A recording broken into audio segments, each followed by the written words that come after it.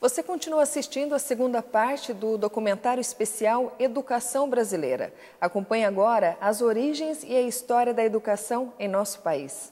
Com a proclamação da República, nasce, em nome de uma democracia, em nome de uma nova era, em nome das luzes republicanas, nasce um novo modelo de escola que fez muito sucesso realmente, que são os grupos escolares. Os grupos escolares foram criados a partir de uma necessidade de se criar uma educação moderna e que a gente conseguisse respirar aqui no Brasil os ares europeus, Então, os grupos escolares aqui no Brasil surgem na mesma época, para você ter ideia, que os grupos escolares na Alemanha, E a educação oferecida nos principais grupos escolares, principalmente a tão famosa Escola Normal da Praça, e é normal da Praça da República, que é o prédio que hoje abriga a Secretaria Estadual de Educação, aquele prédio fabuloso, Conta-se, inclusive, que foi construído esse prédio, com o dinheiro que estava reservado para a construção de uma nova catedral em São Paulo. Então, ao terminar a República, ao terminar o Império e entrarmos na República, o templo, ou como alguns autores vão chamar, o templo da civilização será a escola. Então, a escola atendia razoavelmente a classe média e prioritariamente a elite brasileira. Isso até o período do regime militar, em 1971, quando é promulgada a Lei 5.692, que divide a história da educação e que é consolidada a criação do primeiro grau, que fez a educação básica passar de 4 para 8 anos. Então, o Brasil se vê forçado, naquele momento, no período do regime militar, se vê forçado a estender a sua educação básica. Só que ainda o Brasil contava com quase 50% de analfabetismo no país. Então, o regime militar, numa política desenvolvimentista, se vê também obrigado a difundir a educação básica e estender esse primeiro grau para todo o Brasil. É nesse momento que, ao se popularizar a escola pública, mesmo que pareça contraditório isso, mas é nesse momento que nós veremos as grandes redes de educação privada surgindo para atender a elite que sai da escola pública. E não é coincidência que na mesma medida em que os pobres vão entrando na escola pública, a elite vai saindo e a escola pública entra em decadência e não conseguiu até hoje garantir a mesma qualidade de outros tempos. Como foi dito, as escolas públicas eram as melhores, mais concorridas e eram frequentadas pela elite brasileira. Isso ainda acontece quando falamos do ensino superior. As universidades hoje ainda se mantêm, as públicas com status tão elevado, mas isso tem vida curta, A gente já começa a ver uma luz apontando para dizer, olha, se a gente não repensar e não se organizar enquanto instituição e verificar realmente quais são os investimentos que a gente precisa fazer para que elas se mantenham, é muito possível que historicamente o quadro se inverta como na escola básica. Fique agora com o plantão da redação.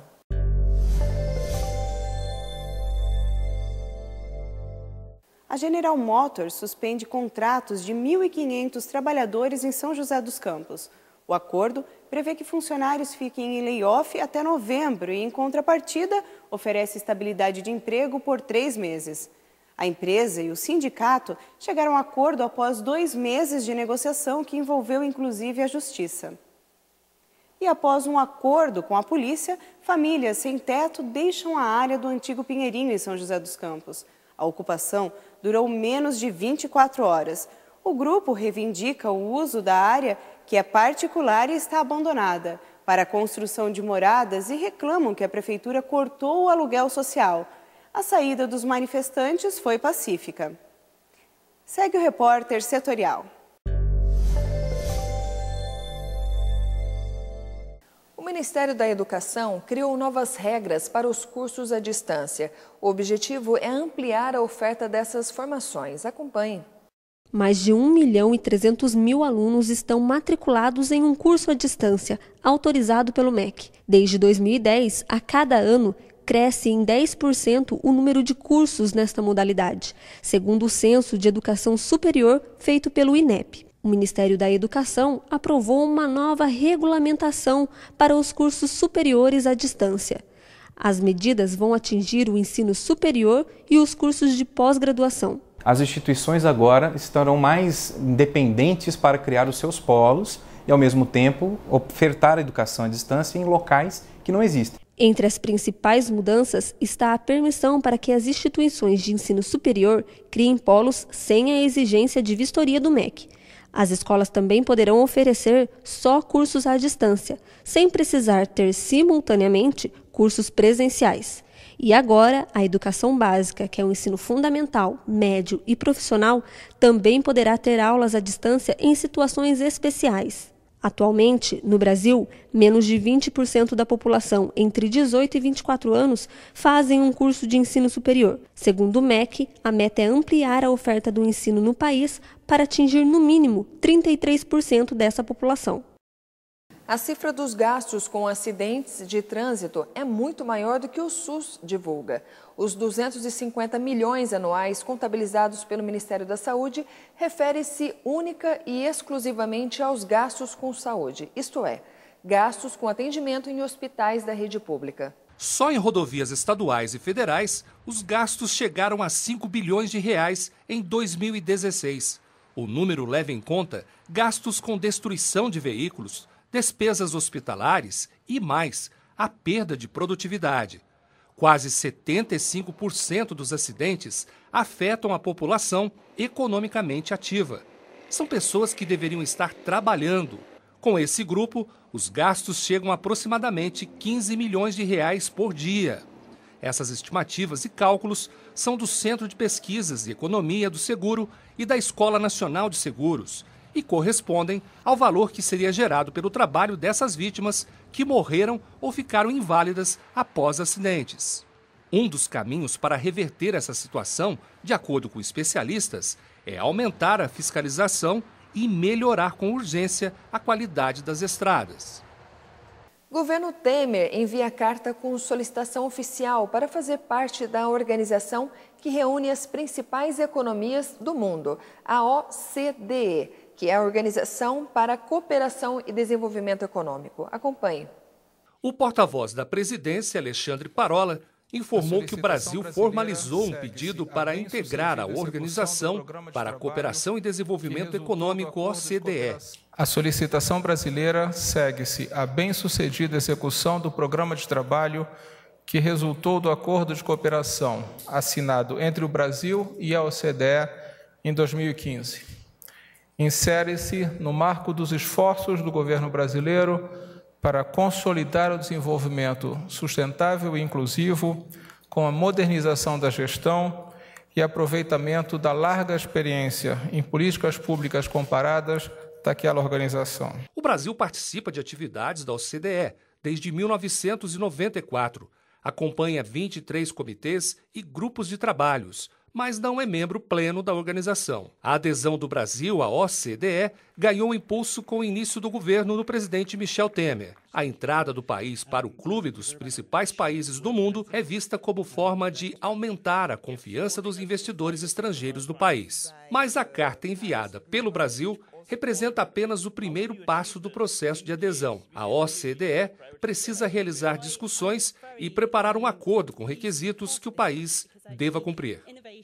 7 pessoas morrem por dia no mundo, apenas por conviverem próximos a fumantes. Aqui no Brasil, o número de tabagistas tem diminuído graças a ações constantes.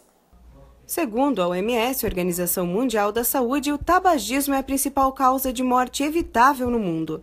Mesmo assim, 1/3 da população mundial adulta é fumante. O vício atinge 47% dos homens e 12% das mulheres. A fumaça do cigarro tem mais de 4.000 substâncias tóxicas e o tabagismo está relacionado com mais de 50 doenças. Um levantamento feito pela OMS mostrou que todo ano mais de 5 milhões de pessoas morrem no mundo por causa do cigarro e 7 não fumantes morrem por dia em consequência do fumo passivo. No Brasil, o tabagismo é uma doença epidêmica responsável por cerca de 200 mil mortes por ano. Apesar dos dados alarmantes, os resultados da pesquisa Vitel 2016 do Ministério da Saúde mostram que o número de brasileiros fumantes diminuiu em 35% nos últimos 10 anos. O Brasil é um dos líderes mundiais do combate ao tabagismo e é um dos países que tem os melhores números a apresentar em relação ao impacto, ao benefício do controle do tabagismo como uma política de governo, uma política de Estado, diminuindo esse impacto e os custos na sociedade. Além das leis que proíbem propagandas de incentivo ao uso de cigarros, iniciativas como a da Igreja Adventista, que promovem campanhas e cursos de combate ao fumo, têm colaborado com a diminuição de fumantes no Brasil. JF, dona da JBS, uma das maiores processadoras de carne do mundo, fechou acordo de leniência por 10 bilhões e 300 milhões de reais. Essa foi a maior multa já aplicada em acordo de leniência. A JF, empresa que controla a JBS, fechou um acordo de 10 bilhões e 300 milhões de reais com a Procuradoria-Geral da República. O valor a ser pago pela empresa se refere ao compromisso da JF em assinar um acordo de leniência. O Ministério Público Federal afirma que o montante é o maior valor já pago em todo o mundo. Depois da delação premiada de executivos, a empresa se comprometeu a fazer o pagamento em 25 anos, em valor que vai ser corrigido. A estimativa é de que, no futuro, o total vai chegar a 20 bilhões de reais. O acordo representa 5,62% do faturamento bruto registrado pelas empresas da JF no ano de 2016. O acordo vai ser assinado nos próximos dias e já tem destino certo. 25% vão para a Fundação dos Economiários Federais, 25% para a Fundação Petrobras de Seguridade Social. O BNDES vai receber 25%, enquanto a União vai ficar com 12,5%. Ao FGTS vão ser destinados 6,25%. E, por fim, a Caixa Econômica Federal vai receber 2,25%. Mas a multa não para por aí.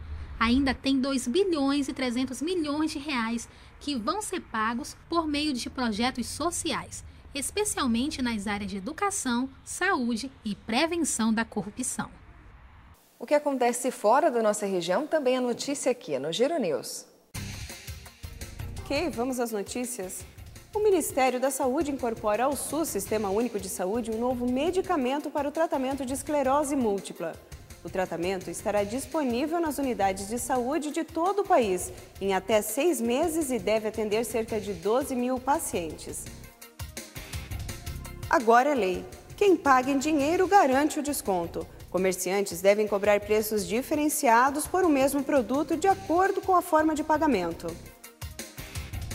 Resultado do SISU do segundo semestre será divulgado hoje. Não há previsão de horário, segundo o Ministério de Educação.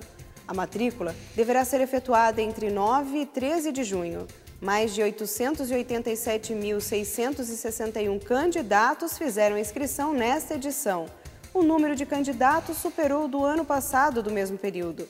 Cada participante pode fazer até 2 opções de curso. E já eu volto com outras notícias aqui da nossa região. No próximo bloco, você acompanha o consumo de carne vermelha está ligado a maior risco de morte. O intervalo é rápido, voltamos já.